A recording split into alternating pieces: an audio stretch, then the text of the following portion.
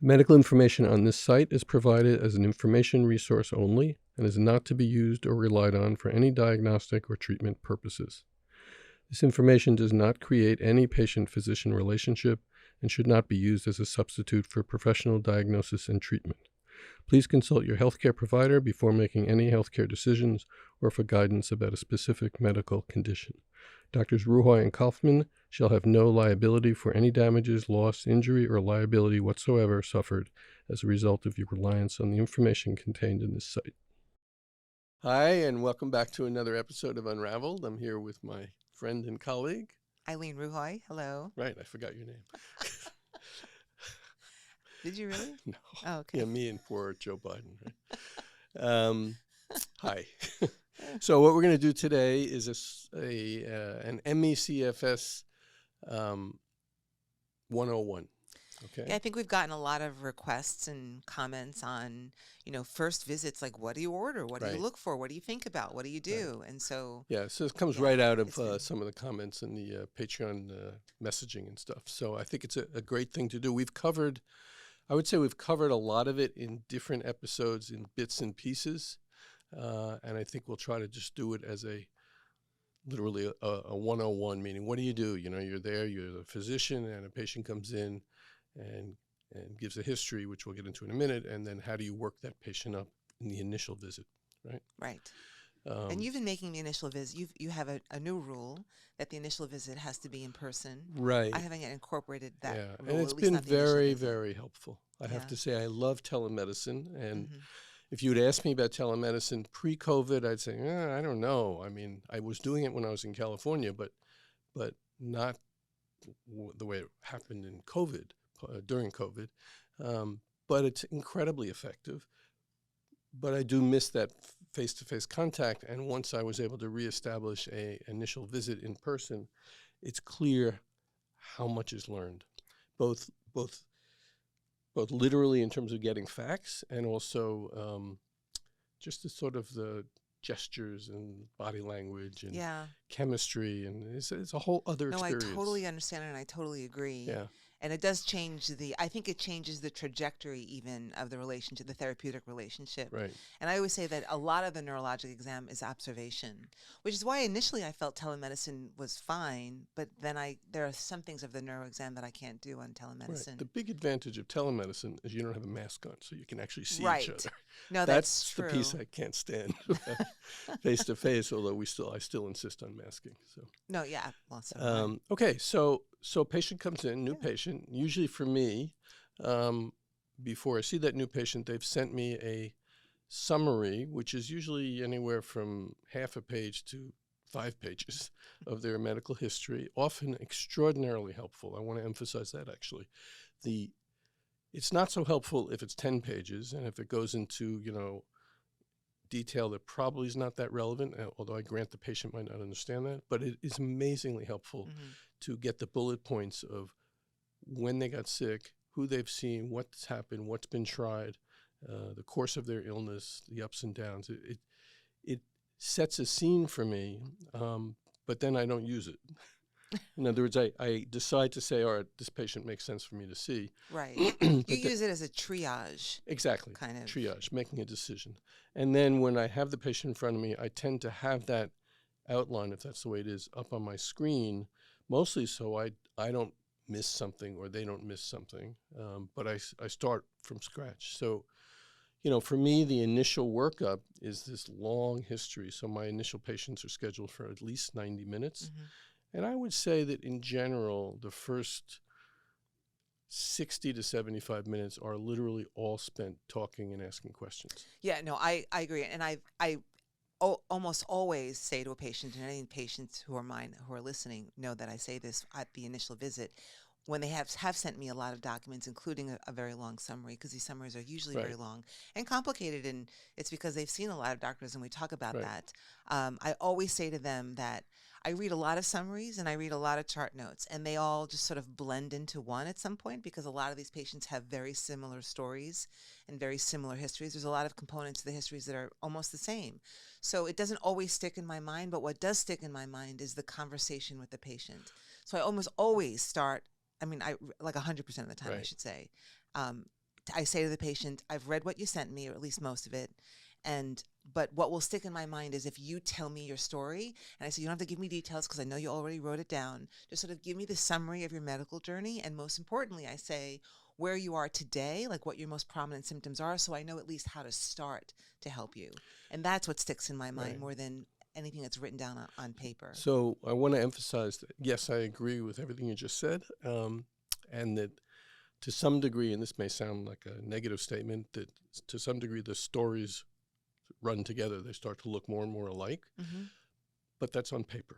Right. And when I have that patient in front of me, the things that come out that were not in those stories are mind-boggling. I agree. They are like diamonds. It's I completely it's agree. just changes the whole thing, which is what's so important about the history. Right. And even the way the patient tells their story, Right. their body language, Right. their facial expressions, if there are family members or a spouse or a partner that are, at the visit with them, all of those details actually brings the story alive to me. I don't know a better way to describe it. Right. So that I forevermore remember this patient and their particular story. And that's what's so important to me. And, we often talk about our therapeutic relationship. And, I feel very strongly about the patient-doctor relationship and how it should be and how it's changed over the years. And it's become this hierarchical, ridiculous, where the doctor's up here and the patient's down here. Yeah. I think that the relationship is like any other relationship in our lives. And that kind of first visit where I'm hearing and watching the patient tell their story really is what starts that relationship off on a right foot. Like a bunch of chart notes, medicine is just, it's just filled with notes. Well, and documents. One of the problems, and I try to explain this to patients, is so I get the summary, right? The patient-generated history, in their own words or a family member's words. But then they also send, appropriately, lots of hospital records and doctor records, EMR, electronic medical records, and tons of labs. So I will spend, 45 to 90 minutes before I've even had the patient in the office going over all these records. The initial, yes, I'll take the patient, and then there's the diving in after they send all the records. And one of the things is just a little pet complaint. EMRs are so awful. They're horrible. Electronic records. And They're the reason, horrible. it's just diarrhea. It just repeats the same thing over and over. And as a physician, I have to go through 100 pages to get a fact. Because they just repeat the same thing over and over and over. I know. It's because every note, which might be just a paragraph, because the doctor only saw the patient for 15 minutes, still has all of the medications. All the garbage. Right. And the labs. The problem list, all the labs. The way Epic does labs, I just want to scream. Sometimes the patient's with me and I'm looking for something and they can see me starting to go crazy. Because as a physician, we all grew up with looking at labs and we would get a lab report with all the labs. You just go down very quickly. You can figure things out. In Epic, in the electronic records, MyChart and all that crap, it's a little lab here and a little lab here and a little lab here. And the in-between is it was ordered by so-and-so, it was drawn by so-and-so, and this happened on that day, and now it was sent out. And finally you get to the result, and it's one goddamn result. Sorry, I just get No, but it's so true. All right. And I think that people need to understand that. These electronic medical records really do weigh down medicine. They're just such a burden. Terrible. They're so cumbersome. And part of me hates them. But obviously there's some good information in there. And I always say that all of those records are really helpful for when I write my note up. Because then I go looking for that one fact in that 50-page document. Yeah. Because it does provide, I can add it to sort of the history to sort of, when I'm writing up the note about sort of what the story has been, to fill in the gaps from what I had gathered with my own conversation with them during that very first visit. But yeah, I hate chart getting chart notes from hospitals. Torture. Hospitals are the worst. Torture. They're the worst. I don't mind them from private, other private clinics. But now most doctors are hospitals. Yeah, right? That's true. Very few doctors do what we do. I know. Which we should actually intervene a moment and insert this into the conversation. We both started out saying in 90-minute history, we recognize that most physicians can't do that. It brings us back to an argument, keeps coming up over and over in our episodes. That's the problem, or part of the problem. The insurance system and the corporatized healthcare system does not allow physicians to do this kind of job. Even if they want to, they can't do it. And to that degree, I understand the physician frustration. If there are physicians watching us, they may listen and say, well, you guys are full of it. How can we possibly do that? That's why I'm not taking these patients. And that's really sad, because there's No, it a is lot sad. of really good physicians who could find this very challenging and bring a lot of help and care to these patients. And I argue would enjoy the work. Yes, well, because I it's agree. more, in some levels, it's actually more stimulating It's than very challenging just and doing the interesting. same bread and butter things that you do Right, every day. right.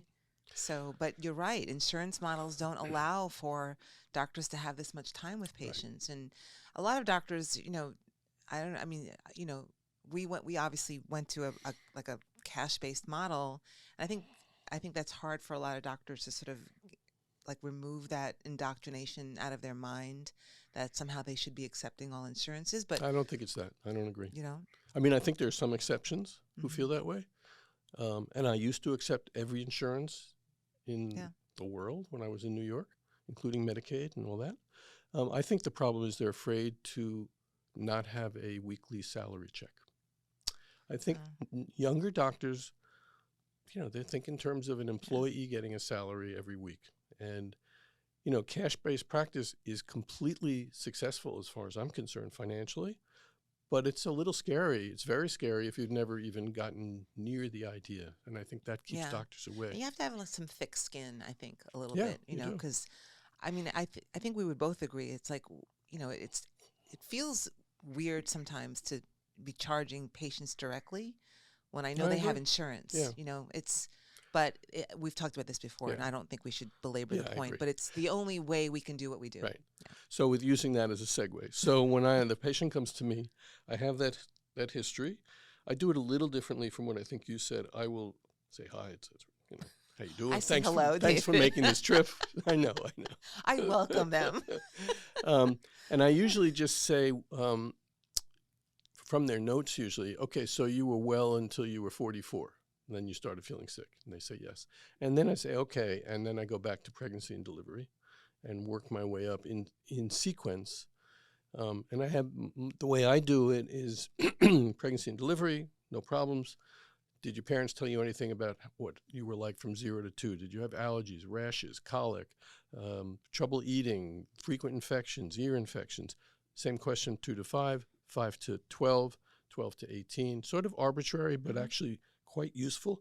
And that's an example of how there's so much more that's in the paper that they send me. Because right away they'll say, well, it was fine. I had frequent ear infections. I was on antibiotics all the time. I had tubes in my ears. But I went to college. I had a job. But that's not fine. Right, exactly.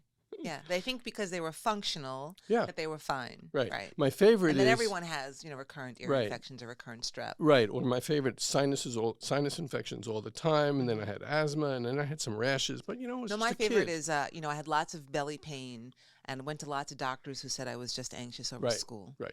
So all of that is clues and building the evidence base of this patient. Yeah. Okay. That's a good way of putting it. Yeah. So, and then I work my way up to the moment. All right. Usually somebody tosses in, I had mono when I was 19 in college. I was tired for a while, but I was okay. And then you can gradually tease out as they talk the progression or actually evolution of their illness, because it's usually not necessarily a straight line. It's up and down. And honestly, the more questions I ask, the more I learn. Yeah, I mean, it's seemingly never ending, frankly. I mean, even when they start talking about the waxing and waning of symptoms, I'm always sort of curious, well, what was going on when those symptoms flared? Right. And what do you think happened that made them get better? And what was like residual? Was something still just sort of simmering away? And, but there's so many questions that could be asked, but there is limited time in the end. So then I do what you do, that you said earlier, towards the end of when I've decided, okay, I've done the initial piece, I will say, all right, tell me what's ruining your life? What has totally ruined your life that you would spend this much time and money to come here, and most of the time you spend in bed? What are your main symptoms? And that's very helpful. It's usually what gives you a place repeat, to start? but it's it's a place to kick off from. I want to add one other thing in the history taking, in terms of how much else is there besides what's in the paper. Okay, one of my favorite examples of that are when the patient says, now let's say they're 17 or 20, and they've got aches and pains and whatever, and they say, Yeah, I got doxycycline for a sinus infection. And I say, did it help? And say, it did help. But more importantly, all my other symptoms disappeared. Mhm. They just disappeared. My aches and pains, my low-grade temps, my sweats that I had at night, all disappeared just from this one doxycycline week, which for me is a tip-off there's some other underlying chronic infection. And then I'll search out that kind of evidence. And it happens over and over so frequently. Yeah, I completely agree. And that's always curious to me how they don't even pick up on that until they're asked it, Right. So Right. I always think that that's such a huge clue Exactly. that something was going on in their bodies that nobody else, I mean, it seems like no other physician that they had seen even honed in on that to sort of figure out other symptoms that they may have complained about outside of that acute infectious illness. Yeah, Right. I agree. So yeah, I ask a lot of different questions, and I ask a lot about their sleep and what they're eating and their stress levels, what they were exposed to, and then of course we do the whole organ system questionnaire, which is always so elucidating for me, right? So like you start asking about all the organ systems Right. and all of the different things that the symptoms that could arise out of organ dysfunction, and all of a sudden they're like left thinking like, yeah, that does happen sometimes, and yeah, I had this. But they stopped bringing, I realize that a lot of these patients don't even acknowledge those kinds of symptoms, and they don't even bring them up because they've been told in the past that it was just nothing. Yeah, I was just going to say it's that, and it becomes as a term I've used in other episodes, just background noise, so they just forget they have Right. it. And it's really important to do what you're saying: ask system by system or syndrome by syndrome, whatever label you want to use, because patients may not volunteer it. I mean, over and over, I'll get the whole history an hour later, okay? And I'll say, well, and they'll give me their, when I ask what's ruining your life, they'll give me a list of complaints, and they won't include anything about GI system, stomach. Right. And I'll say, well, do you have any trouble with your stomach? I say, yeah, every time I eat food, I get nauseous and bloated. What's the big deal? It's like, whoa. I think they think that's normal. That's what I'm saying. Yeah. And it's been disregarded by Right. other physicians, et cetera. So it's just... I think it's important to know that, I mean, human bodies weren't made to feel uncomfortable, right? So if you have regular nausea, like that's not normal. No, it's not normal to have things every day that are not good. Right. It's one thing to have pain today. I woke up with hip pain. It's not normal to wake up 24/7 with hip pain. Right. Which many of our patients do. Right. They have pain everywhere. They have diffuse body pain. And they think, oh, I'm just getting old. Right. So we're 45 to an hour later, Yeah. and now what I do, and I think you do the same, is I say, okay, let's take a look at you, in terms of physical exam. Right. So I'll let you... Well, I think, and I've complained about this too very recently even, is that what I've noticed in some chart notes, speaking of the chart notes that are 2,000 pages long, which I guess would be 2,000. I always say 2,000 instead of 2,000. I'm not sure why better. I do that. I like 20. Is that, the problem with the electronic medical records is that everyone's copying and pasting. And so I've had examples where there's been a full exam noted and there was something, either abnormal or different from what I found in an exam. And I would refer to that exam to the patient, and that patient would say, oh, that doctor never touched me.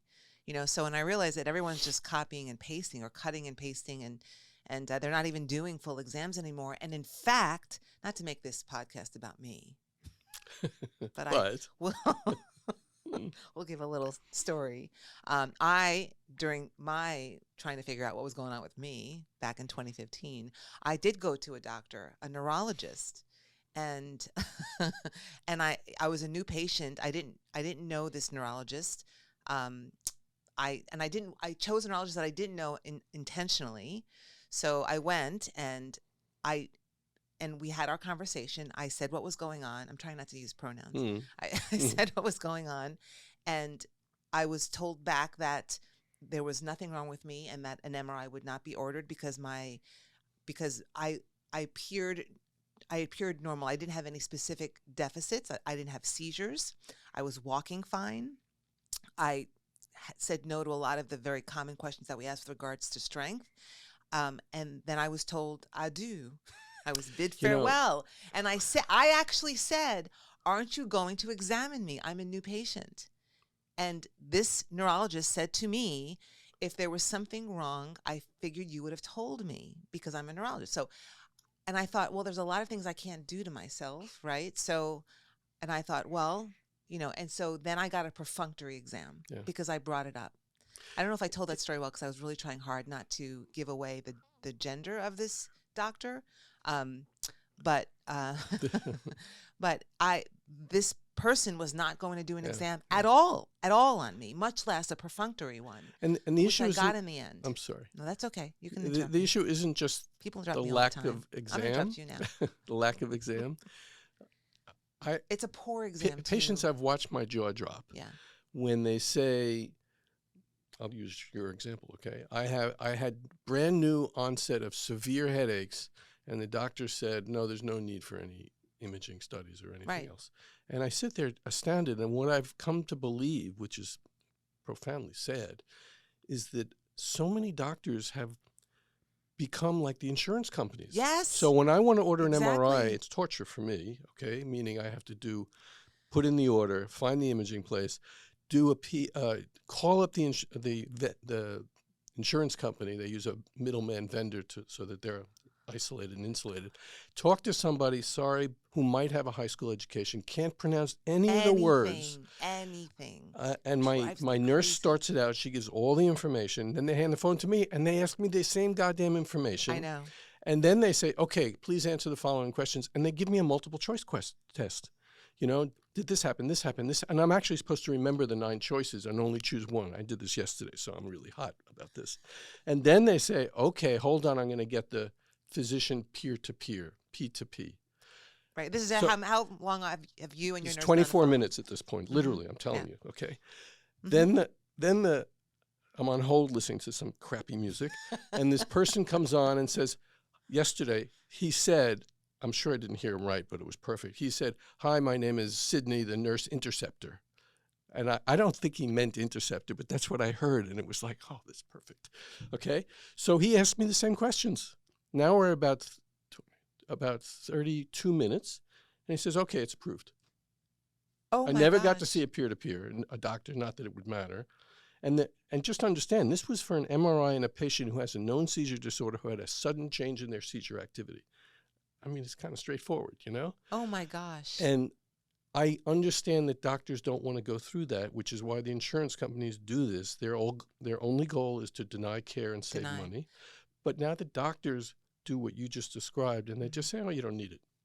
Yeah. And that's just 'Cause sickening I to think me. part of it is because they don't want to be bothered Yeah, with that's going what I'm saying. through. No, It's I so agree. upsetting. But they also, I honestly think that some doctors have just become so burnt out. Maybe Yeah. that's the reason behind it. That it almost appears like they're lazy. Yeah.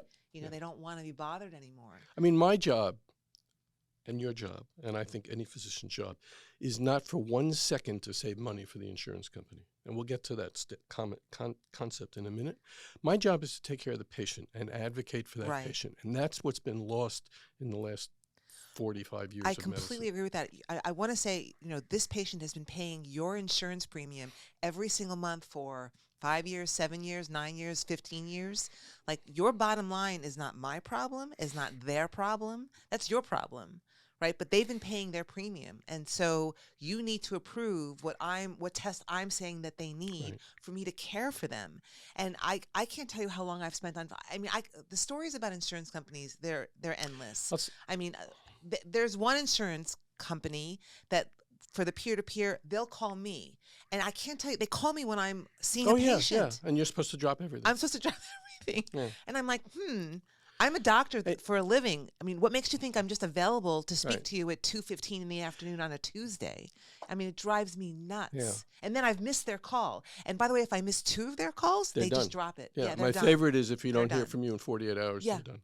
So, having said all this, and I think it's obvious how strongly I feel Yeah, and I hate them. upset I am, what's really upsetting on a personal level is it's a chill factor to discourage people, and it works. I It have does to confess work. it works for me because I sometimes think, oh my God, I don't know if I can go through this. Yeah. And it's not for the MRIs. Those are usually I can pull off pretty well. Yeah. The one that is like, oh, I'll have a nightmare is IVIG.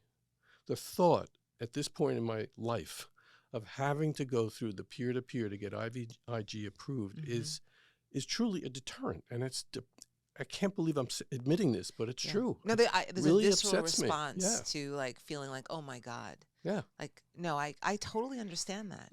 And in fact, sometimes when my nurse tells me this needs a peer-to-peer, my initial response is like, oh, fuck that. Oh, Yeah, sorry. yeah, exactly. Oh, fuck that. Yeah, exactly. That's exactly what I say. Usually I say it louder so my nurse can hear me. And I don't even want to do it. And I'll step away from my computer and I'll go do something else. And then I'll think of the patient. And then I'll think about how I really feel like Yeah. this patient either needs this study or needs this treatment. And then, usually 24 hours later, I come around and I take a deep breath and I say, I'm doing this for the patient. And I do it, but that is my initial response. Yeah, I because agree. it just drives me crazy. It drives me crazy. Okay, All right, back to we the should physical try to get exam. back on topic, but it's so hard. Okay. So my point being is that I think it's it is very, I don't know what the right word is, sad, bad, mad. I feel like Depressing. Dr. Seuss now. Right. That exams are being documented that haven't been done. Right. And I also think it's sad, bad, and mad that exams aren't being done. Right. So, and I will say that that is what is lost in telemedicine. And while a lot of it can be gleaned observationally, for sure, a lot of it can't. Yeah. And that is what I love about in-person visits, is that I actually get to do a neurological examination, which includes things that cannot be done over a video, things like, looking in the eyes at their funded, do a true fundoscopic examination, or even things like reflexes, or even things like sensory examinations. I can't do proprioception. I can't do pinprick. I can't do vibration. I mean, I think these things are super critical to a neurological examination to really assess if there's anything, that's affecting the different neural pathways. And so obviously symptom report can sort of lead me in one direction, but, the exam really takes me down that path. Exactly. You And discover so- things you didn't expect to find. all the time I Yeah. do. So- And I reassure. Sometimes I don't discover things, which is only then reassuring after I've heard the Right, patient's right, symptoms right, or right. read their summaries. Right. So yeah. So for me, to a certain degree, the exam starts as the patient walks into the office, because I will routinely open the door and say, come on in, and I will watch that patient walk and Right. see how they move, how they literally ambulate, Yeah. how they make a decision which chair to take, whether they move the chair, because all of that is telling All me of that. something about their Yeah. neuromuscular. First of all, there are entire wellness. textbooks written about gait, right? Right. There's all kinds of gaits. So that's first and foremost. So the way you walk can actually tell a doctor a whole lot.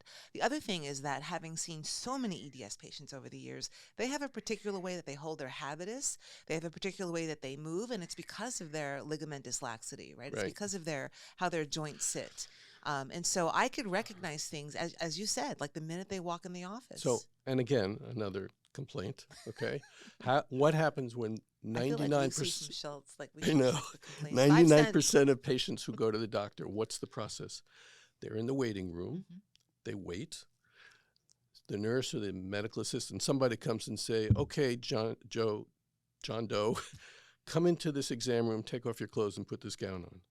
And 24 minutes later, the doctor comes in, maybe, or the NP or the PA comes in. They've not seen the patient walk. They've not seen the patient in clothes. They've missed half the movie, and that's the way American medicine is done, Mm-hmm. over and over and over. Over and over. All right, let's get back on topic. And it seems like, I think it's, that they think that they're saving the doctor time, but the doctor is actually losing very valuable Yeah. interaction with the patient. Yeah, it's like trying to be a detective with a blindfold on. Right, It's exactly. just crazy. Exactly. Crazy. So for you, the neuro exam, it's so important Oh, as a it's- neurologist. My exam is probably not nearly as intense or detailed, but it's still very important. Oh, absolutely. And by way of examples, I can do it pretty fast. I've been doing it more decades than I care to say, so I can figure it out pretty fast. But, the patient will give a history, and nothing in the history suggests findings like when I touch their abdomen, I feel their aorta pumping away, and when I listen, I hear a noise. It's called a bruit. Whoosh, whoosh, whoosh. That's a big deal, Mhm. okay? So I would miss that. The whole thing of looking at the skin in terms of mast cell activation Oh, yeah. and a Darrier sign, looking for skin lesions that might be suggestive of mastocytosis or neurofibromatosis or whatever. Honestly, most of the time when I listen to the heart and the lungs, I don't find a thing, which is not surprising. They're not here for primary cardiovascular or pulmonary disease. Um, but there's all the exam for EDS, the whole Beighton scoring, feeling their neck, finding out if they have pain, what you and I talk about for CCI, which is axial compression and traction. Yeah. So there's a lot to learn, and it doesn't take that long for me. It doesn't. In other words, what I'm trying to say is, it's really important, but that history taking, and then what we'll get to after we finish on physical exam, take up the bulk of the time. Right. I agree. And the exam doesn't have to take all that long. No. But if it's done well, you can either negate or validate certain concerns, Absolutely. right? So Absolutely. I think I don't know how to practice medicine without including an exam. And I realize I do a lot of telemedicine, and there's probably a lot of my patients out there that I've never met in person, and they're probably thinking, well, you've never examined me. And that is true, and I want to examine Well, that's everyone. one of the reasons I changed it. Right. You know? No, I agree. And I have to start thinking, so I've been saying that at some point I need to examine you. So I haven't yet gone as far as saying that the initial visit has to be in person. The problem... And it was the pandemic that sort of started this. Yeah. I never did telemedicine before the pandemic. Yeah. So I mean, the problem with my rule, which is literally a requirement, is the number of really bedbound patients. And I don't know what to do. That's probably another episode, literally. I'm very torn about it, but right now I'm sticking to my requirement. Okay, so let's move on. Okay. So now I bring the patient back to the table, to the desk, and sit down. And usually what I do is at that point say, okay, my turn to talk. You can just rest. And if they haven't been, I'll say, if you want to record this, feel free to record it, because I throw out a lot of information. Oh, I overwhelm people. I mean, it's just, talk about a brain dump. You see their it's eyes huge. glaze over.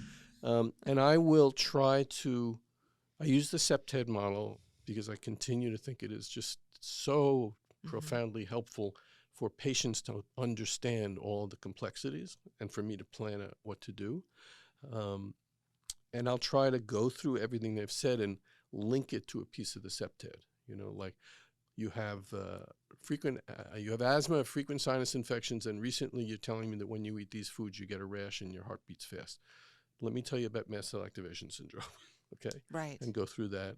And it's a really obviously important part of the conversation so that the patient can understand what I think is going on. And it's very scary sometimes, especially if I get into things like CCI and, how to work that up. But it's also setting the groundwork or laying the groundwork for the last part of the visit, which is the workup and discussing that. So I don't know if you want to do the same. I do the same. So I start to what I do, I bring them after my exam. I bring them back to the desk. And then I do start to go over, I bring up their symptoms again, and I discuss my theories behind it. Right. And I base that on, obviously, their history, my experience, and my exam. And I sort of put pieces together about what I'm thinking and what my theories are and how I'm going to go about trying to work this up diagnostically to confirm what I suspect is happening.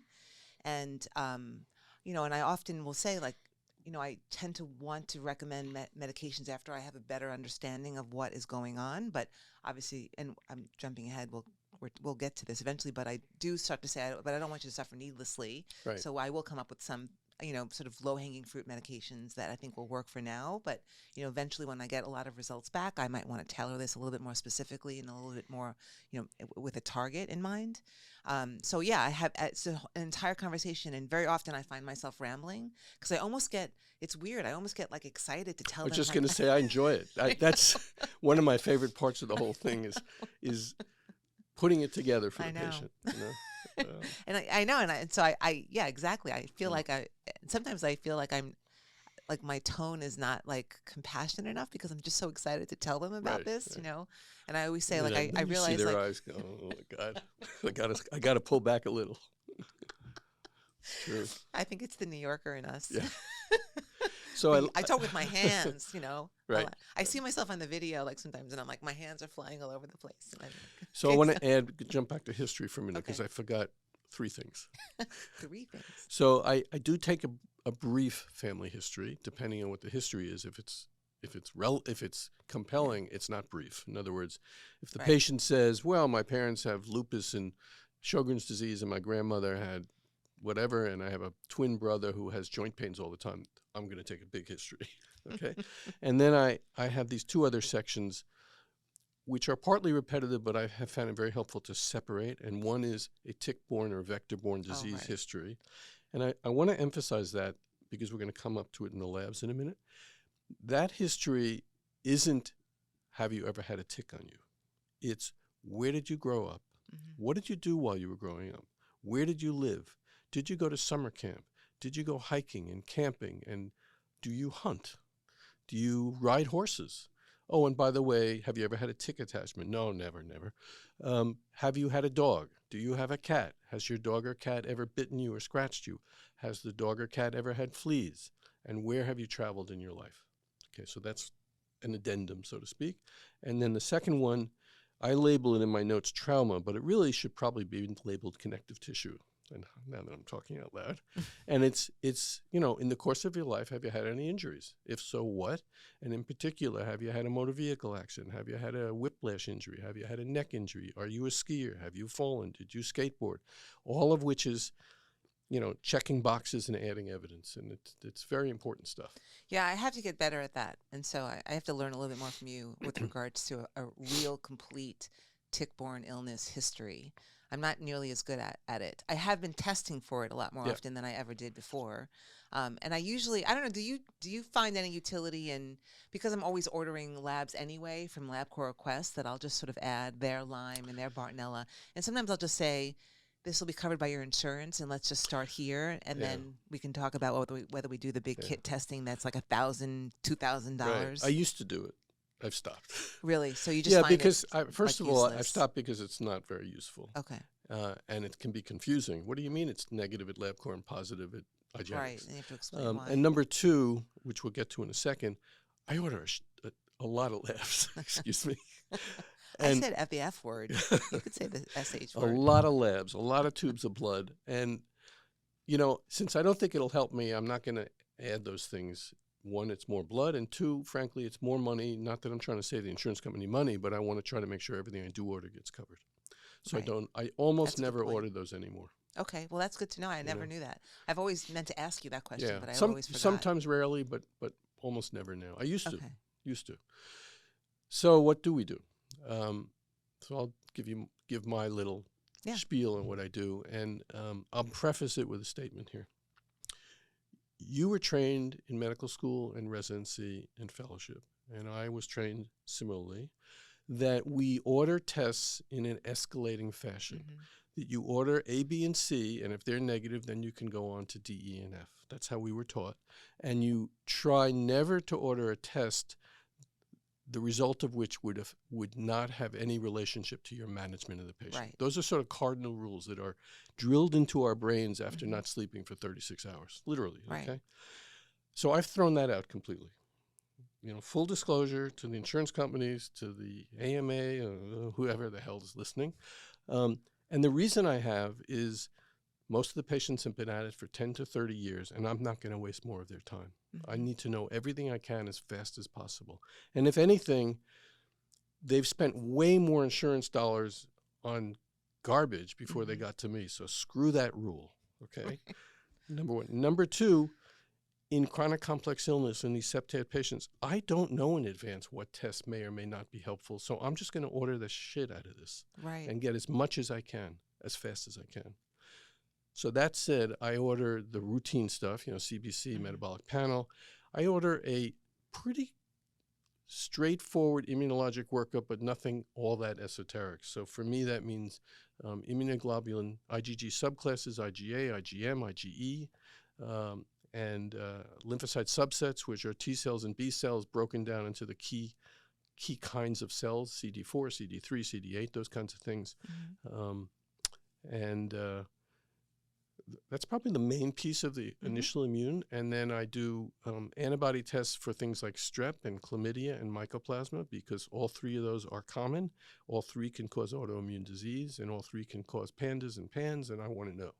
All right. And it's amazing what you learn. Yeah. And that's an example of why I throw the rules out, those three tests. Right. Okay.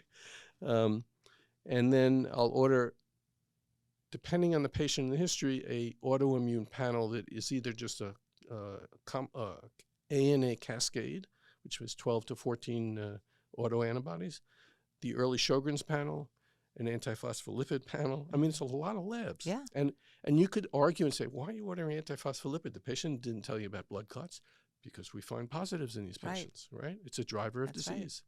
What else? And there's a treatment for it, right? Yes, exactly. Yeah. Exactly. And it's life-threatening. It is Potentially life-threatening. life-threatening.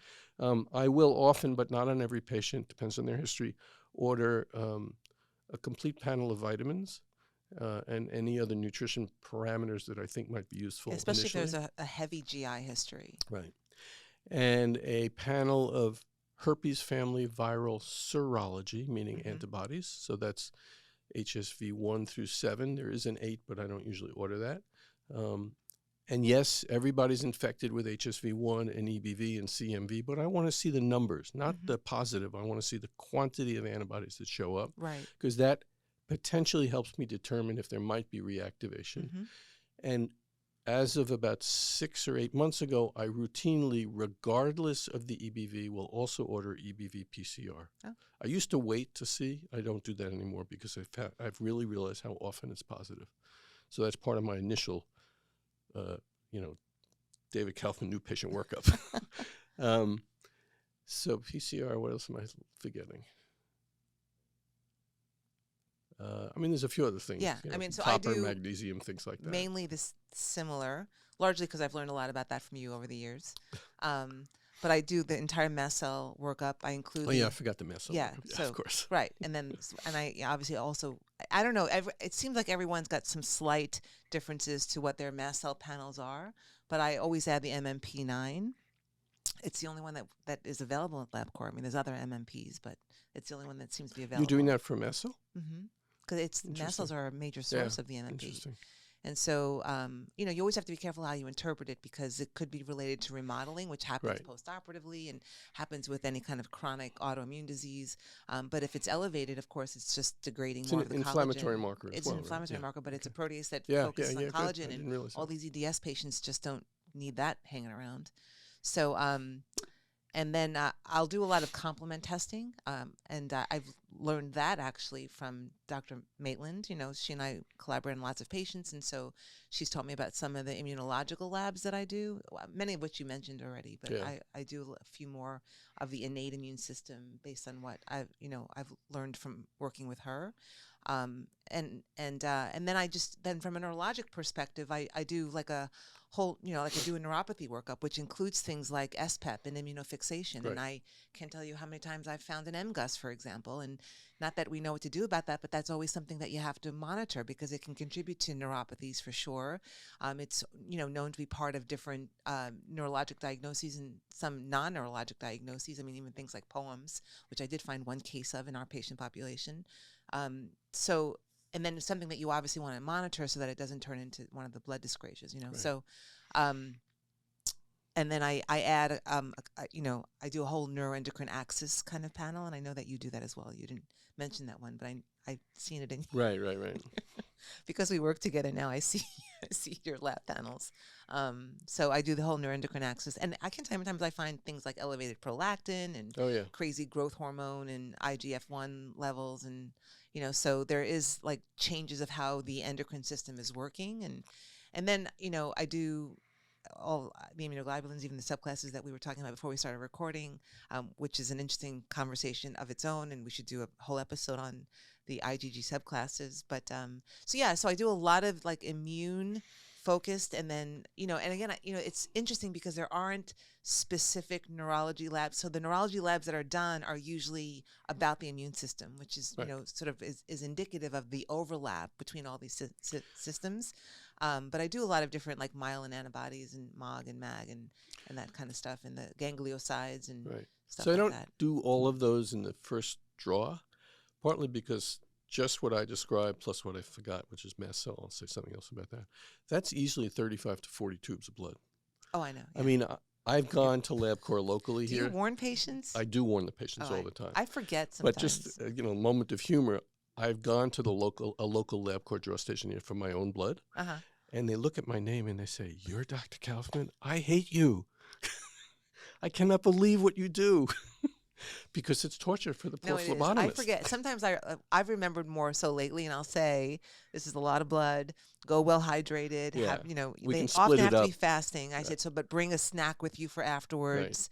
You could split it I up." actually don't even bother with the fasting. Oh, you don't bother with the fasting, even for the lipid panels, No. The only glucose, lipid insulin? the only lipid that's affected by the not fasting is Triglycerides. triglycerides. Yeah. There's some beautiful papers to show that's complete bogus. Okay. Well, what about Medical the insulin myth. though? I don't routinely test for insulin. Oh, Not you initially. should. Not Are you initially. kidding? Have you been listening to those podcasts? Yes. But now You I'm need to prescribing know- CGMs Yeah, instead. exactly. I mean, we need to monitor the insulin levels. I think that's a driver of a lot Yeah, of things. I agree. I need to do See, it I more. just keep adding. But that's the problem. So, never and take away. what I happens just is I say to myself, I got to stop. The patient will be back again. I'm going to get, know. I have a first follow-up, which we could talk about too. Yeah. So I have an opportunity to get more blood based Right. and somewhat more educated because I'll have the first I agree set. with that, actually. So that's kind of how I think yeah, about and it. I'll often say that, like specifically, like let's take the mast cell activation. I'll say this is a screening, even though it's a little lab Right. still. This is a screening, and I might have some follow-up labs, and they're like, sure, whatever. They don't mind going Right. for labs. So just for people listening and any physicians listening, specifically for mast cell, and I think you may do it differently, I order a histamine, a chromogranin A prostaglandin D2. I have stopped, believe it or not, ordering tryptase. Larry Afrin might shoot me, but it's a waste of money as far as I'm concerned. It's almost never elevated, and all it does is confuse the situation Right. because the patients have been told if you don't have a tryptase, you don't have MCAS, which is completely wrong. Right. Okay, so I don't order that, saving in money for the insurance company. And I actually don't order the urine testing first because it's so difficult and frustrating to collect. And if I'm lucky, I'll get one of those positive. Right. Okay. So there's lots of other tests to still discuss, but I rarely order urine stuff. yeah, okay. That's good. usually in the second or third tier if I If have I a need it, reason. if you Right, need it, right. exactly. The first round is all blood. Okay. So in addition to those 40 tubes of blood, with more to come after the next visit, okay, I nearly, Like Dracula. I know, I nearly always order a small intestine bacterial overgrowth lactulose 3-hour breath test. I've yet to have a patient where I'm not suspicious of SIBO. So that's a test. They get a kit and they take it home and they follow the directions. It's an annoying test, but it's not risky or anything. You do the 3-hour. I've been doing the 2-hour. Yeah, I do the 3-hour Okay. because their motility screwed up. Oh. Okay. The test company, to Genova know, in this actually. case, says, and the textbook says, and the GI doctors say, if you don't spike at 90 minutes, you don't have it. But that's BS.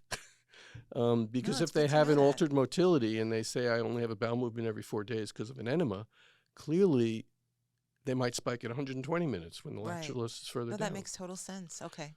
Okay, so I order that. I almost always order a saliva cortisol test, which is back to your neuroendocrine axis and HPA axis. Mhm. All our patients have HPA dysfunction, All of them. virtually all. And it doesn't have to be like profoundly abnormal. No, but no, there's but it's always an some level incredibly of, useful yeah. test.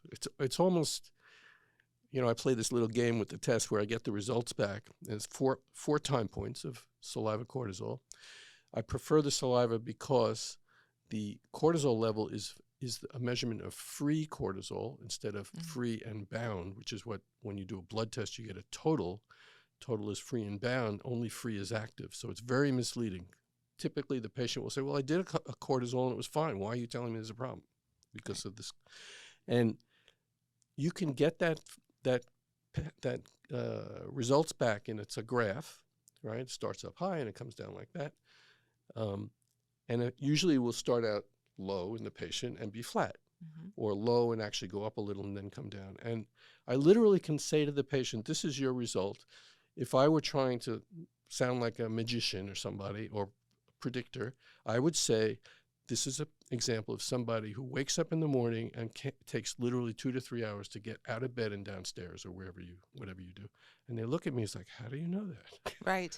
And it's so revealing. Yeah. And treatable, totally treatable. And treatable. That's what I like about it. And I say that these are treatable things. Right. Which is why we look for them. Right. Yeah. So SIBO, saliva cortisol, All right, and then the big question is, in the initial visit, do I do the expensive tick-borne disease right. testing? So it is entirely based on the history.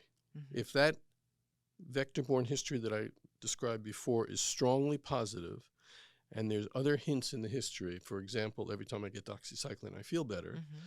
I will probably try to order it in that first visit. The problem is cost. So there's 3 labs that I use commonly. Igenix, which I've worked with for over 25 years. Galaxy, which is newer, focused on Bartonella. And then the newest of the crew is T Labs, which is on the East Coast.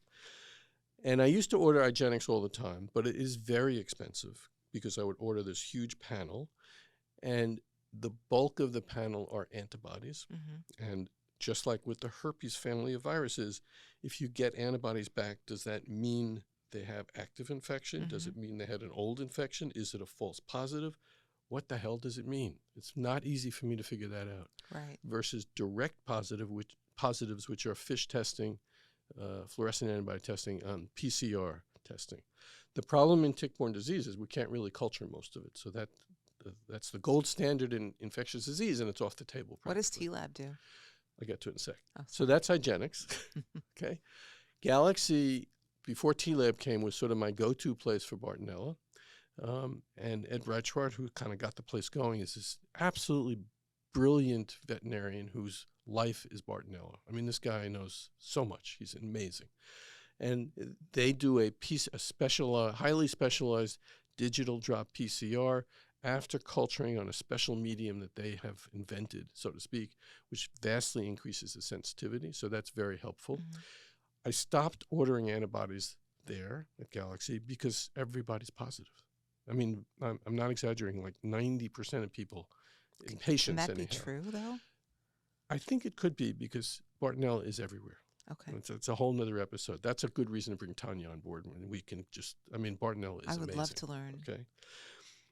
And now I tend to use T-Labs the most.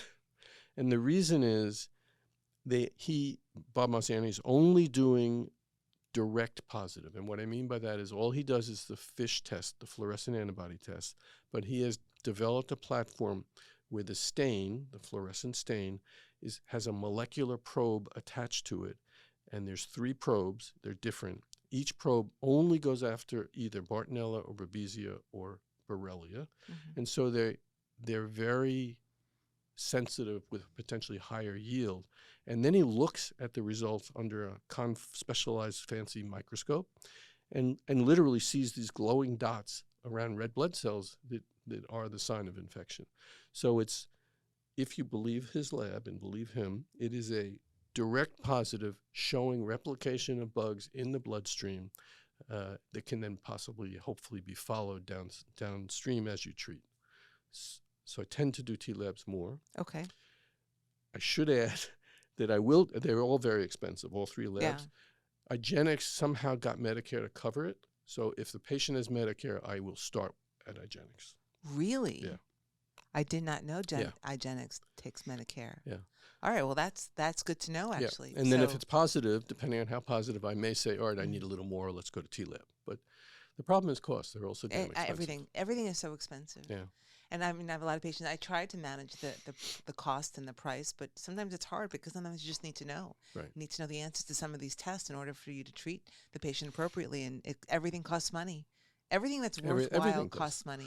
Which reminds me of another test. Oh, which test is that? So the Celtron lab, the autoantibodies. So these are initially started out as autonomic dysfunction / POTS antibody panels. Right. I don't know why it's controversial, that Celtron. I mean, when you look at those antibodies no and when you whatsoever. look at the ganglionic receptors, I mean, it makes complete sense. I think there was one paper that came out that said this, and people believed it and stopped ordering it for some reason. Actually, there's 2 tests I still got to talk about. Oh, so Celtrend is a German lab. Right. Started out with initially 9 of these autoantibodies. And some of the key ones, just to throw out some names, would be alpha adrenergic autoantibodies and beta adrenergic 1 and 2, and they are clearly involved in the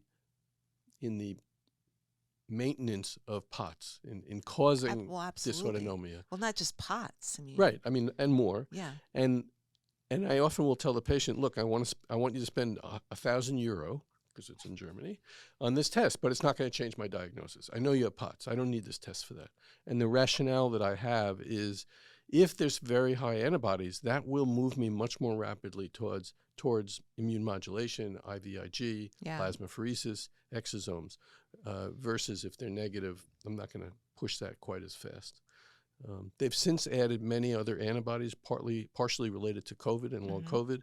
And now the test is available here through Rhythm. Right. And colleague Jen Curtin's company or practice. It's not the full cell trend panel, but it's also about half the price. Right. So it's great. And then the other test I'll order, not necessarily in the first visit, but often, is a Cunningham panel, which is the lab is Moleculara, and that's a panel of autoantibodies that has been found in PANS and PANDAS patients, i.e. autoimmune encephalopathy, also damned by a paper that said, oh, this is a useless test. I don't think it's useless. I think it's remarkably accurate and predictive. I agree. And as opposed to some of the other, like IGeneX in particular, but I often get normal Cunningham's panels. Yeah. So, I believe it when they're not normal. Yeah, exactly. Especially when there's a clinical correlate, right? Right. So yeah, and I do the neural zoomer a lot because they have 30 different autoantibodies, all of which, you can find literature on each one of them, all of which are associated with some level of neuroinflammation. And I often will explain to the patient that I don't necessarily think that you have the autoimmune disorder that's associated with this particular antibody, but clearly there's autoreactivity. What's interesting is that I recently read a paper in one of the immunology journals that talked about some of the autoantibodies in the brain, and actually they did some rodent studies and found that some of those autoantibodies are actually neuroprotective, that they're there to help protect the brain so that they're not necessarily associated with an autoimmune process, but actually trying to manage an autoimmune process. So they're neuroprotective is what they found. Well, so I think that's great. interesting. That's and then when you think about the level of antibodies you sometimes see on the neural zoomer, I wonder I don't know how exactly yet to tell what would be protective versus not, but I do sort of take into account what kind of antibodies are present in the clinical correlate and what the symptoms of the patient are. But I just find these things useful. And again, does it change my management immediately? Usually not, though sometimes. But it definitely it puts my brain into a different place. No pun intended. Right. Just in terms of how I'm processing this particular patient and thinking about this patient and what could be underlying all of their symptoms and their whole history, frankly, Yeah, I learned about Vibrant and Zoomer stuff from you, actually, and I've ordered it. I don't order it as much. I just still on the I don't fence. do their tick-borne stuff. I mean, yeah, I don't do the tick-borne and at I all. don't do did for a while mold, and I stopped. The mold, and I use their leaky gut panel. Right. And I'm just not sure about the neural zoomer. I think I just don't know enough. But I wanted to comment on something you said about good and bad autoantibodies. You didn't put it that way, but that's so. I had a conversation with the Cell Trend people, the guy who runs the lab, and some other research people there. My question was, why is it okay to have any of these autoantibodies? Why is there why is it normal up until 10, and above 10 it's abnormal? Why is it okay for me to have 9? Right. No, that's a good question. And the answer is that this thinking that, number one, we don't actually know what these antibodies do. Are they agonists or antagonists? Do they block or stimulate the receptor? And there's a belief that these autoantibodies, like what you described with Vibrant, they act not just as blocking agents, but as brakes to modulate functionality. Yeah. You need both. That's right. kind of why we've survived as a species, because we have yin and yang. We have, so it's very interesting. No, I'm very willing to believe that these autoantibodies exist not for, any kind of egregious reason. I think that they might actually be, there's a protective mechanism behind it. And so I'm not looking to eradicate all autoantibodies. I actually don't think that's a good approach anyway. Not that anyone, I don't know who is, but I suppose with some of these immunotherapies, that's what we're basically doing. Might be happening, right? Right, but I think with these targeted immunotherapies that are available these days, we don't need to do that as much, like we did with the things like the rituximab and some of the other old guard kinds of drugs. Though I very regularly still use those old guards, but But I do think that some of them are neuroprotective and some of them are even mitoprotective, frankly. So, yeah, I agree. I think evolution is smart. I sort of trust it. Exactly. It's all about evolution. I know. About the way we stay When in alive doubt, as a go to species, evolution. right? Yeah, I really, mean, I'm serious. there's a reason. Yeah. So, yeah, you can't just automatically assume that everything is bad. Is sort of what I've learned over the years, in terms of a lot of the labs we order. And, I make no apologies for the number of labs that I do. I agree with what you said. Like, I want to know everything as fast as I can about this patient because they have seen so many other doctors, including usually several neurologists before. And so I just want to learn something different and something new that maybe is not in their records. Right. And also, I also feel like, I don't know, we have the ability to check for these kinds of things. Why aren't we using it? Why is it so taboo for me to go beyond the CBC and CMP? I know. I don't get it. Like have you looked at a LabCorp test menu recently? Yeah, it's mind-boggling. Mind-boggling, and yet who's ordering this stuff Right. other than us? Right, exactly. And we don't even order half the things on it. Right. I mean, so why does it even exist if we're not ordering it? And I realize that a lot of these things are not usually ordered until people are on death's door, and they're just now trying to figure out what more we can do to save their lives. But Right. why do it that way? I mean, do it earlier on when we can potentially prevent something or prevent progression. So I order a bunch of labs, and I just sort of have this particular view about autoantibodies in general. Obviously, there's a lot of autoantibodies that, for decades have been researched, and we know that they're pathogenic, and we know that they cause a particular disease, and they're associated with a particular disease. And certainly if the patient has the clinical symptoms of that kind of disease, you sort of treat it as such. So I'm not saying that all autoantibodies are, only there for good. Clearly that's not true. But some are, I believe. No, I agree. This article, it was a great. I'm going to share it with you. Yeah. And actually, maybe we do a journal, a journal article episode or journal club episode. It was a great article that talked about the neuroprotectiveness of some of these autoantibodies. The other point to make here is just because we don't find something doesn't mean it's not there. Okay. Right. Doesn't mean, you have nothing wrong with you. Right. I remember listening to a talk from a lab researcher woman in UK who basically said all she does is autoantibodies. She sits in the lab looking for autoantibodies. And she said, every week I find a new one. Some doctor sends me a sample. The patient's got this bizarre illness. Mm-hmm. What do you think is there? Every week. So we're probably just scratching the surface. Oh, I mean, there's tons of examples of that. Yeah. If we don't find it, that doesn't mean it's not there. Yeah, we only look for what we know about. Exactly. I can only order a test that's orderable. Right. I mean, I think because that woman who unfortunately suffered with the NMDA receptor encephalitis and the brain on fire, it was a book, it was a movie, so everyone knows about that one. But I always point out, she was one of the first few patients that were diagnosed with that disorder. Joseph Dalmau was studying this and had just found this particular antibody. In fact, when I was in residency was when it first was reported on, which wasn't that, I mean, I'm not that old. I mean, I'm old, but not that old. Anyway, my point being is that, we discover new antibodies. And then they become commonplace where we're all testing for it. We're all thinking about it and looking for it. But there was a time when it didn't exist. And so, and there's lots of examples like that. So I completely agree. We only look for what we know about. So we do all these labs and we do all this immune workup. And then I always ask the patient and give instructions on how to do a NASA lean test. Can I tell you about what a recent... One of my patients? No, one of my patients. So, every time I listen to autonomic symptoms, my neurology brain sometimes turns on, and I know you've heard me say this. It's sort of my soapbox. Everything's labeled as POTS, and I think of it as the tip of the iceberg. POTS being the tip, and I think there's all this dysautonomia underneath. But this patient was sort of describing just sort of sitting around, and all of a sudden having this surge of elevated heart rate and feeling like that she can't breathe. And I just started thinking about autonomic seizures, and I got an EEG and captured an episode, which, knock on wood, I was so lucky to have captured one. Wow. And it was a seizure. That's amazing. Yeah, and I'm not saying that believe me, I always hesitate sharing these stories because now everyone's going to be saying I think that these are autonomic seizures, but there are autonomic seizures. And so there was an epileptic focus at the onset of this particular event. Wow. And most EEGs have an electrocardiogram lead, and it picked up the elevated heart rate. And so and they're just treated like seizures. So I put her on seizure medication. But anyway, and so now I'm doing more EEGs than I've ever done before. My point being is that I think it's important, if any doctors are listening to us, we need more doctor subscribers only for the patient's sake, frankly, not because we want doctors, we want we want everyone as subscribers, but because I think we can never become complacent with what we think we know. Right.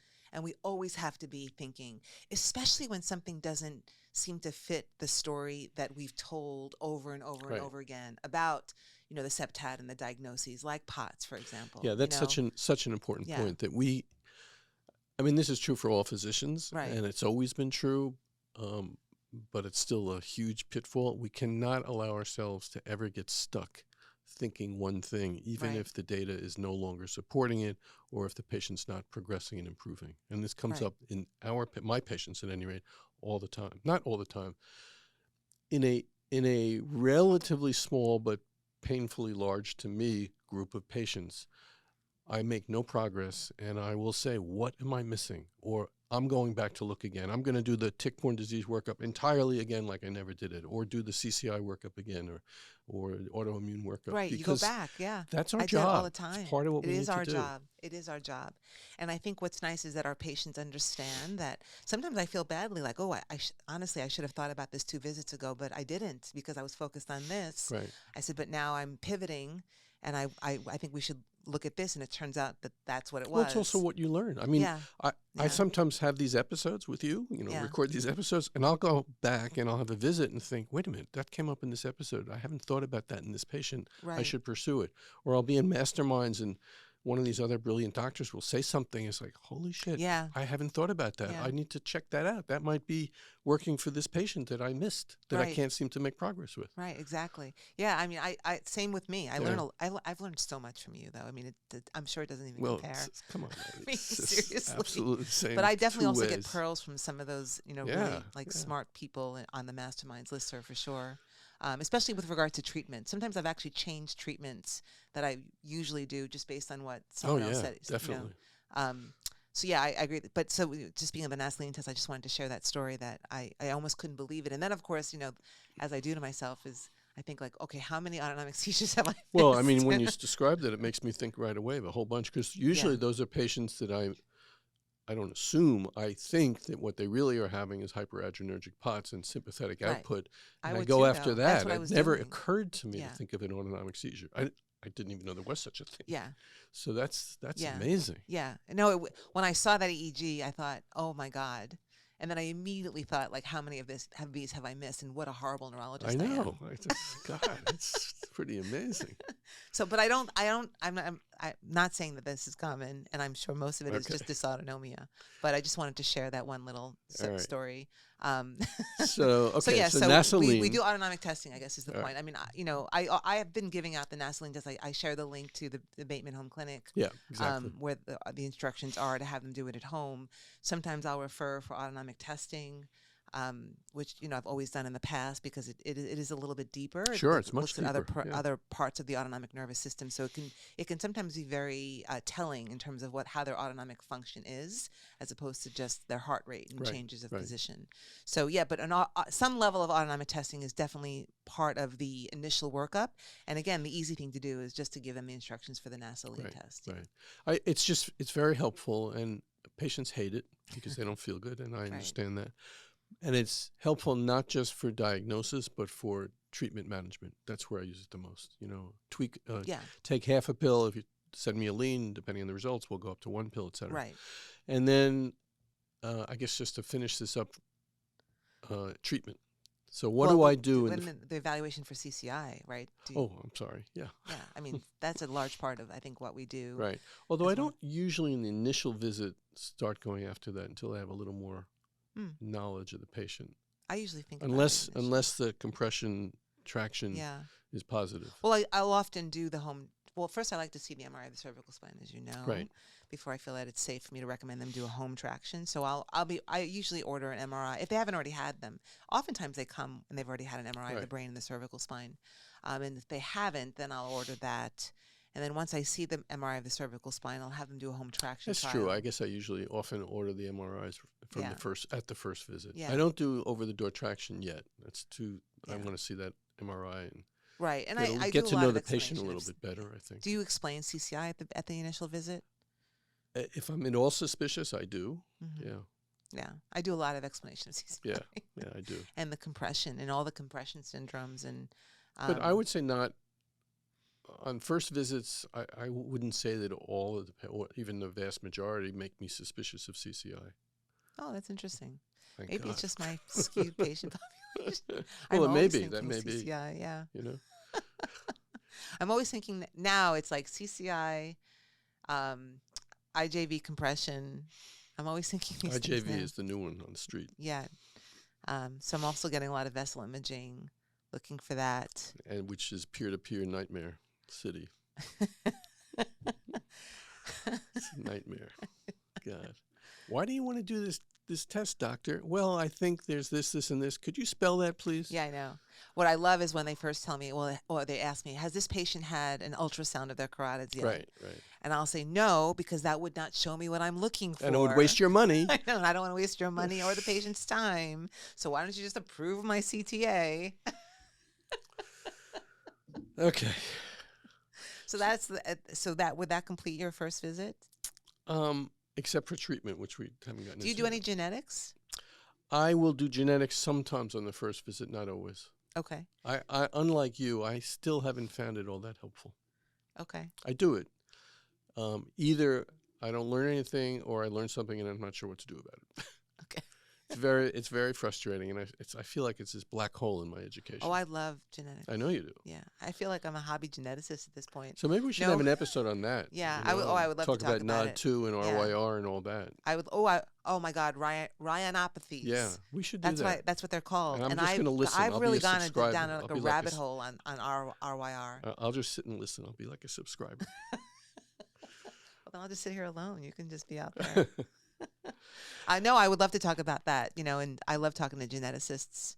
And I definitely, like with everything else we do, I definitely approach, differently than geneticists would, and for good reason, Yeah. because I'm not a geneticist, and Right. I just take lots of liberties. Well, you're But taking I've care of also learned a patients. lot over the years with these complex patients with Right. regards to even expression of a particular variant and what that could mean, or even in terms of like monitoring or surveillance like plans with regards to variants that they may hold. So yeah, I would love to talk about Yeah. that one of these days. Okay, so then do you do any kind of mitochondrial workup? It's my last question before we go to treatment. You mean like a mitoswab or the Baylor? Yeah, or any of them. Yeah, and so do you even start to think about the mitochondria in your Well, first I think workup? about it. Yeah, in your first from visit. the first moment. I mean, I think Right. I think all the patients have mitochondrial pathology. Right, so you think that's what's behind the post-exertional malaise? I yes, think we've done. yes. Yes, so do I. Yes. You know what's interesting is that I meant to tell you about this other paper that I wrote. Maybe I just said that. It's I didn't write it. I take no credit for this amazing paper. So someone shared it with me. Someone shared with me this incredible group. I think they were in Korea. They did a remarkable study. I think it was shared with you too. Yeah. Oh no, this was a separate paper. So that's another paper that I want to talk about. Sorry. Yeah. There was this one paper where they did a study where they found that they were looking at a particular variant that is associated with a particular tumor, and the type of tumor is irrelevant. But what it showed was that this variant actually somewhat opens a door on the genome for increased viral transcription. So the hypothesis of the paper was that a virus was associated with this tumor. So that's what they were looking at, and that's what they were trying to decide, because we know that a lot of cancers are associated with viral infections, right? So this particular study was trying to prove that in this kind of tumor that there is a viral association. That was the point of the study, Okay. just so to make that clear. It had nothing to do with PEM, frankly. But what it showed was that this variant that these patients with this particular tumor who had this viral infection or had evidence of at least it remotely, opened up the door on the genome for increased transcription of this virus, which had been dormant in their systems. And there was a time correlation of when that tumor formed, right, that they were able to sort of establish. And it was a really remarkable study. I'll share this paper with you. And it made me start to think about how, all these viruses in our patients, and it goes back to the genetics and why I find it so fascinating.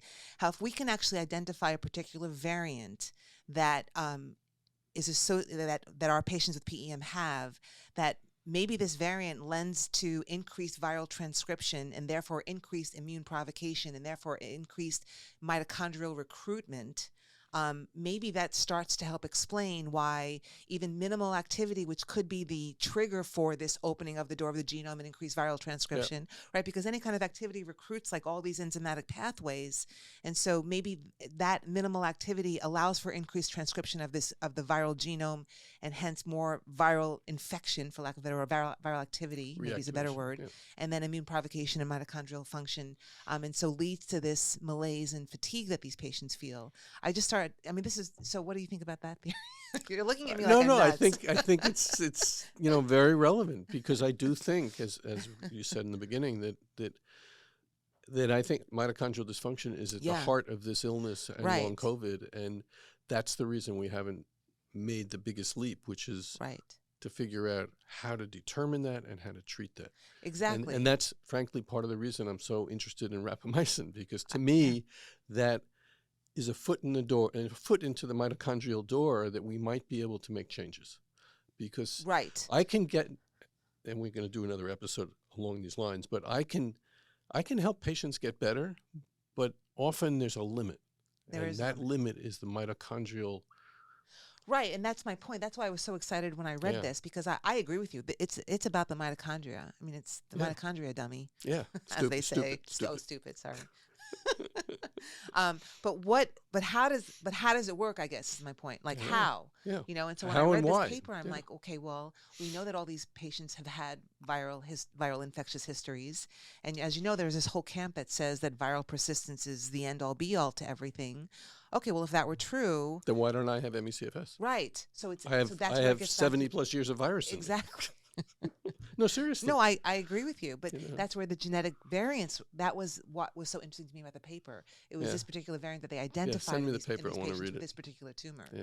So if we can find that variant in our ME/CFS patients or in the long COVID patients who also have PEM, then I think we're going to start finding answers, and then that might lead to good treatments for them. Yeah. Anyway, I was really excited about that. Well, it is the holy grail, mitochondrial pathology, no, and how to treat it. And now we don't have to do muscle biopsies for that Baylor. They do an ETC enzyme complex functional analysis of all 5 enzyme complexes of the chain. It's done on fibroblasts, so you can just do a skin biopsy now. So that needs to be another talk, okay? I know. No, seriously, because I know you know this really well, and my problem, and I'll use mitoswab as an example. I was running mitoswabs on patients. Mm-hmm. I'd get back an answer that would say, everything looks fine, keep monitoring, or there's a little of this and a little of that, keep monitoring. But what do I do about that? How do we manage that? So the Baylor test sounds better. It is but better. I'm going to challenge you when we have this conversation of, okay, so you're going to tell me the electron transport 1 is damaged. What do I do? Because for me, it's all about clinical intervention. Yeah, well, me too. No, I know you too. I'm just saying. I say not that for academic purposes. No, but I say it because so many academics will just say, "See, I found the cause," but they don't tell me anything else. Well, I completely agree. I mean, that's the chasm. I think translational. Translation is the word. But we still need better connections. So that needs to be another. No, and we will talk about that for sure. But I agree with you. I mean, we've done mitochondria, but that's another level. Right. So so I think that episode should cover the mitoswab, the Baylor ETC analysis on the fibroblasts, and then what to do about it. And a lot of it is really about complex 1 deficiency. But again, we'll talk about that. I do have a protocol for that, Well, that's why I want you to tell me. Tell me. So I actually am using it or I recommended it to a shared patient of ours. Okay. So where was I? So I was asking you about in your initial visit. Do you think about these particular things? Right. And then but you think about things like, I know you do, because with regards to like the CCI and the compression, because I know that in the initial visit you think about elevated intracranial pressure. So it is part of it. And that's actually the paper that I was referring to that we both were shared on. Yeah. It is amazing. And we never understood those lymphatics. Yeah. So like now I'm just talking about that all the time. Yeah. Okay. All right, so now we're at 90 minutes with the patient. And we have like 1 minute left to go over treatment. I'm not going to make you feel better for tomorrow while actually, I do all this often workup. Runs over to 2 hours. I pretty routinely, this would be the first things I do, because I presume that I don't know the patient well enough, okay? I will always see if they've ever taken low-dose naltrexone, and is there a reason not to try it. I just think it's an amazing drug with almost no side effects. I agree. Amazing areas of efficacy that address so many of the aspects of the pentad and chronic fatigue syndrome. And it's easy to give, and it's not too expensive, and it's just a no-brainer. I will often, but not every time, suggest a trial while we wait for labs of H1 and H2 blockers, histamine 1 receptor and histamine 2 receptor blockers, Allegra and Pepsid, just to see. And I say, this is an experiment. Take these for 2 weeks. Let me know what you think. You know, what are you looking for, doc? I'm not going to tell you. You just tell me what happens. Right. Okay. LDN, H1, H2. Those are probably the main things I do first. I feel like I'm forgetting something. I don't obviously do any antibiotics. Sometimes I'll suggest Celebrex if pain is a big deal, because that helps with brain fog as well. I think those are usually the initial. Yeah, I mean, initially I do very little in Very terms little, of treatment. And I do try to explain to them that it's not, I'm looking not to make you feel better, but I want to understand more first, hence this entire workup that we do. And I usually throw things into the diagnostic pile, just trying, as you said, like to gather more knowledge as quickly as possible. But I almost always start with LDN and cromolyn. Before there was this shortage, now that's just a pain in the ass. No one can I don't get it start with anymore. cromolyn, partly because it's so damn expensive and hard to get and get approval for. Yeah.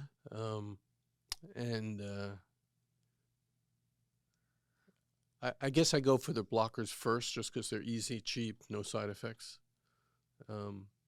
Although I often wonder why I don't go straight to imatinib if I think somebody has it, but that's another conversation.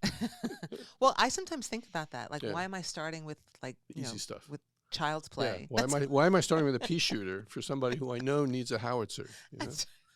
I feel like I've been doing this long enough. Like, why am I starting here? Right. This is crazy. But I always feel like, well, it's conservative and it's usually well tolerated, and and by the way, if there's a response, then it tells me something. Actually, we're going off on yet another tangent. I would start with imatinib, but I actually have not found it all that successful in a majority of patients. I love how you're able to say these words, imatinib. I always say the brand names because. Oh, Gleevec? That's one of the few I use the generic name for, but a lot of them I can't even say. I can't pronounce them. I can't even, like Keppra? You think I can say that word? Levetiracetam. Oh, see? Kidding me? So it is a specialty specific because I can say those words. But no, I agree. I think I always start with like what I know that they'll likely at least tolerate. May not get a benefit, but likely at least tolerate. And I explain that to them, and I say there's a lot of other drugs that I'll probably recommend along the way, but I think this is a good place to start. And there may be things that are specific to a patient, like if sleep is a huge issue, and I don't want to wait for that patient, I may discuss some sleep meds or something. But in general, it's LDN plus minus H1, H2 blockers. Those are the big go-to on the first visit. Yeah. It's the second visit. Right. But it's also, still on the first visit, though, it's also, I ask, what are the most prominent symptoms? Like, what is disabling to you today, yesterday, likely tomorrow? Because I'll come up. And usually LDN is still the answer. Right. But sometimes I don't do the H1, H2. In fact, I often don't, to be honest. And, I'll focus in on what the most disabling symptom is and come up with a drug for that. So let me ask you a question about that statement. All the patients have POTS, using not the official definition of POTS, just the shorthand term. You know what I mean, right? Yeah. Do you start treatment the first visit? I do. And that's where I was saying that I use the cromolyn, which can help the POTS symptoms. Or sometimes I'll just do guanfacine. Interesting. Yeah. I tend to want to get more data first, like the lean test. I mean, I do a shortened version in the office. Yeah. But I really want that full 10-minute. And honestly, I don't take that 10 minutes to do it in the office. Maybe I should. So I'm always a little hesitant because I don't feel like I know the person well enough. Should I start with a beta blocker? Should I start with guanfacine? Should I try to get, God forbid, ivabradine? Should I try mitidrin? All the drugs we know, fludrocortisone. Right. Sometimes I can make the decision right away, especially fludrocortisone. That's sort of a no-brainer. Most of the patients have a vascular volume issue. But I'm thinking that I should be doing what you're doing and intervening on that first visit sooner, just to save time. Yeah, I mean, it's to save time and also to just sort of get them. Help them. I think, help them. And I think it gives them some level of hope. I don't want them to go home and be like, I just spent 2 hours with Dr. Ruhoy and gave her all this money. And he wants me to go buy Allegra over the counter. She recommended nothing. No, that's true. So I feel, and maybe that's just sort of the wrong way of thinking, but I feel like they've just spent all this time telling me their symptoms. And while I know that I'm doing the appropriate workup, and it's a fairly comprehensive and extensive workup, and I think everyone who listened to our 2-hour talk would agree. I really feel the need to like give them something that would hopefully at least start taking the edge off, if not like, make something feel completely better. And I do think that I've gotten a lot of great response with LDN. Yeah. And I think most doctors LDN at this is point would just agree, by the amazing. way. And I would add on LDN, and this is more recent for me, is in conversations with a couple of other mastermind people, I realized, I always knew this, that the 4.5 target dose was another medical myth. There is not a single goddamn clinical study that says this is the right dose, let alone that it's the right dose for every human being. I just spoke to a pain doctor out in California. He's been doing 8 milligrams. Well, that's what I was getting to. Yeah. So I think I know who that is. And then there's another pain doc in New York. And then there's Dr. Chopra and a few others. And, it's clear. Why would I stop at 4.5? And so I am pushing the dose more and more with patients and seeing benefit. Yeah, I'm going to do that more and more. For a while there, there was a handful of patients that I had on 3, and it wasn't doing anything for them. So I put them up to 4.5, and it still wasn't doing anything. And so I sort of came up with this idea that, like, well, if 3 isn't working, 4.5 doesn't seem working. So I guess LDN doesn't work for you. But I guess what I've learned after talking to a couple of pain docs is that maybe I should be pushing it up higher. So, again, this is like an evolution for all of us. Just to spin your right? head We a little learn. more. Oh, no. There's a guy in New York, I think it's Norman Marcus, who would say, well, He's actually, great. you He's should try great. 0.1. If they're failing 3 milligrams, start very, very low. So go and some of back? those patients do better on the tiny dose. I'm pretty sure he said that in Wow. one of the threads. I really like Dr. Marcus a lot. It's great.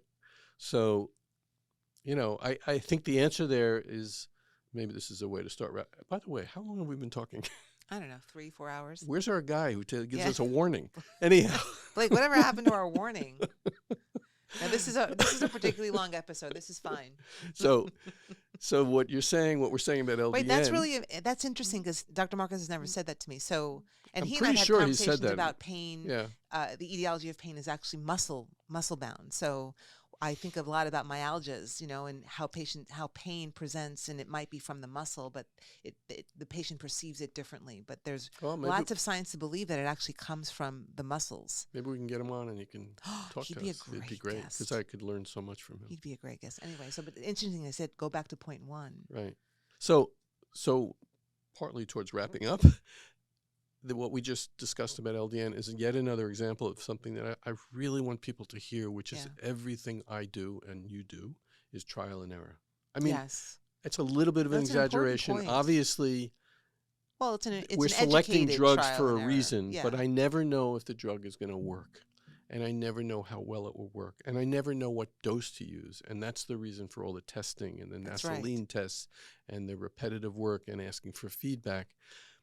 We are not dealing with strep throats and penicillin for 10 days. We're not dealing with angina and taking nitroglycerin. All right, that's all straightforward, bread and butter, 4th-year medical school stuff, frankly. We're dealing with stuff where nobody knows the right answers. Yeah, and these are really sick people. Right. I mean, they've been suffering for a really long time. And I just want people to really hear that over and over because I'm sure as a patient, if I were the patient, I'd be so frustrated hearing my doctor say, well, I'm not sure what to do, and we should try this and let me know. I might be wrong. It's an experiment. Let's trial this, experiment with that. It must sound horrible to the patient, but there's no other way to do this. There's no other way. And I explain that in the first visit, in the very first visit. Yeah. And I regularly go back and explain this. All right, let's try this. We tried that didn't work. We'll try this now. And so and we've said this before, it's just a common, give and take with the patient. And that's what the communication is so important for me because I need the feedback. I can't just wait till the follow-up visit in 3 months to learn that, within 5 days, you felt nauseous and you were vomiting and had diarrhea. So you stopped the drug on your own and have been on nothing since, right? But the trade-off, as you and I have talked about off camera, is that we drown in portal messages. Oh my gosh. We need them and we ask for them and we want them. But I mean, I'm sitting there at 11 at night doing portal messages. I was doing it last night. I mean, you got to see my portal inbox. And I feel badly not answering. But I do see your inbox because you're threaded with me now. Oh, that's right. Yesterday I had a patient, and before the patient's on, I review the portal messages, I review the labs, I review my last note. This is before the visit starts. And I'm looking at the message, and there's this message there. Can you please send me a lab requisition for the labs that didn't get done in the last draw? And I'm looking and looking, and I'm looking in the labs. What is he talking about? I didn't have a last draw. The last draw was 2 months ago. What is he talking about? And I literally spent 10 minutes trying to figure this out before the appointment. And you And didn't realize then in my name was- Serbo, in the upper right-hand corner, in a font that must be like 3, in a gray, on a gray background, it says IR. I couldn't believe it. I know which patient you're talking about. Oh, No, I know. So that might be the downside of us like working formally there's no together. way to do But it. there's a lot of upside. I mean, Oh, yeah, I'm getting yeah. patient feedback from patients. oh, that we work. No, share. there's no downside to working together. Well, you know what I mean, like that kind of stuff. Yeah, As well, I'm referring to. But that I as a already found a downside. solution to that, so that's okay. No, really, I'm serious. What's the solution? I to found look out in at the- Serbo there's a way I can filter, so Oh, I just just see your my thread and messages. your thread is separate. Yeah. I mean, I like Yeah. seeing your thread, but I need to know it's your thread. Right. Yeah, because I'm really good at answering portal messages. Right. At least I try to be. I have days where I just like need to go hide under my covers, but I will say there's been a lot of great feedback from patients just because of how now we're like formally together. So Yeah. I read your notes and I read your portal messages, Right. and it actually provides some insight for my next visit with the patient. Absolutely. So I Same think it's- patient Yeah. as this patient I'm referring to. I read Yeah. your new patient visit. It was Right. like really helpful. Yeah. Yeah. Really good. So I've been enjoying. Of course, it. now, not only are we drowning in portal messages, but you and I are texting back and forth. Like on this patient, Like same I know patient. when we're actually I'm in the with middle of seeing the patient. patient. I'm texting you. Did you look at the MRI? What do you think I about know. this? What about this finding here? I mean, it's great, but it's like, No, I know. I love it though. I Yeah. really do.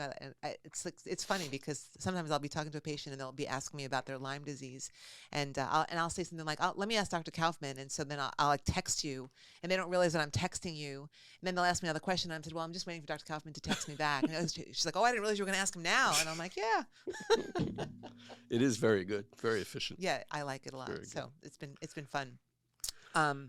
Okay, so. Are we going to do first wanna follow-up? do we want to even tackle I might follow-up? need a bathroom break first. I know. How long have we been going? Blake, Wait. how long are we doing this for? All right. Jeez. All right, I think the follow-up visit is another episode. Yeah. If Yeah. you've been able to stay on Yeah, this if you're long, still on. I Thank feel you. like we've totally overwhelmed people. I'm sure we did, but that's So- okay. They could do it in spurts. We do have to figure out the timestamp issue that one of the subscribers brought up. He's clearly a millennial because he was like, "Oh, it's so easy. Just do it this way." You know, Timestamp for the. where you could say like we start talking about the workup at this. Oh, right. time. Yeah, or we talk about But I don't know if Patreon lets us do that. I mean, No. YouTube, you can do it. no, we do it. So in other words, you would have to listen. You would have to listen to our episodes. Oh my God. And then let's say at like 20 minutes and 46 seconds, we start talking about the physical exam. Then in the notes that we write, we say at 20 minutes and 46 seconds is when you can hear about the physical exam. Maybe we can get some volunteer subscribers to help. Oh. I don't have time to do that. Yeah, I know. I me just, neither, I but- don't see how. I mean, I see the value of yeah, it. there is but value. I don't know how I could do it. Yeah, I mean, Maybe yeah. there's an AI solution. So if someone wants to volunteer to do that for us, we would welcome it. I don't know. Maybe there is. We- Maybe Blake knows a solution. I don't Oh know. yeah, maybe Blake can do it for us. But, We can- I mean, I see why that's valuable. for Yeah, I think sure. it is valuable. I think it's valuable if patients want to go back and sort of re-listen to a particular segment on something. I think that's where the time stamps can be valuable for them. Right. So anyway, something to think about. And I know that you were very interested in that last like 2 minute of conversation. But if anyone wants to do time stamping for us, we'd welcome it. All right, so this has been a long episode, but I think a really good one. Really, and really an important one. good. And we've had a lot of requests for I it. was Just going to say, I want to yeah. emphasize the reason we're doing this is Yeah. because people asked us to do. We Right. really do read your stuff. Maybe we don't respond to every single message, but I try and you And try. certainly not right away, yeah. But the suggestions are really helpful. Yeah, we love them. Yeah. So keep them coming, and then we will talk about our first follow-up visit, which I think is just as important. Yes. And in another episode. So thanks for being here, and we'll see you soon. All right. Bye. Thank you.